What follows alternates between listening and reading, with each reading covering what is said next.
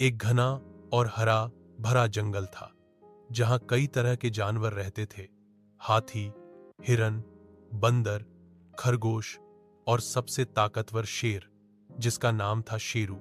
शेरू को जंगल का राजा माना जाता था क्योंकि वह निडर, ताकतवर और समझदार था। शेरू हर किसी की मदद करता था और जंगल में शांति बनाए रखता था।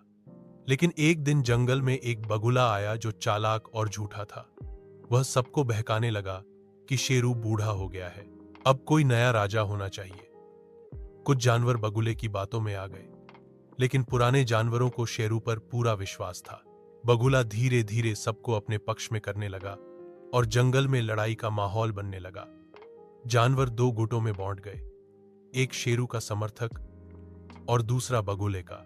शेरू को जब यह सब पता चला तो उसने किसी पर गुस्सा नहीं किया। वह समझ गया कि बगुला जंगल को बांटना चाहता है।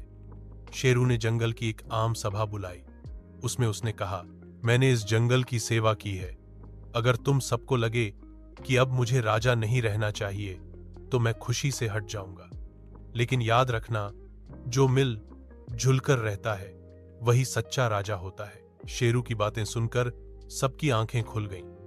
बगुले का असली चेहरा सबके सामने आ गया। सभी जानवरों ने मिलकर बगुले को जंगल से बाहर निकाल दिया और शेरू से माफी मांगी।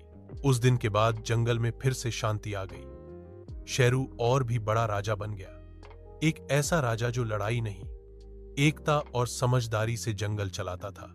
सीख, झूठ और फूट डालने वाले चाहे कितने भी चालाक हों, सच्चाई और एकता के सामने हार ही जाते हैं। जंगल के जानवरों की तरह हमें भी मिल जुलकर रहना चाहिए।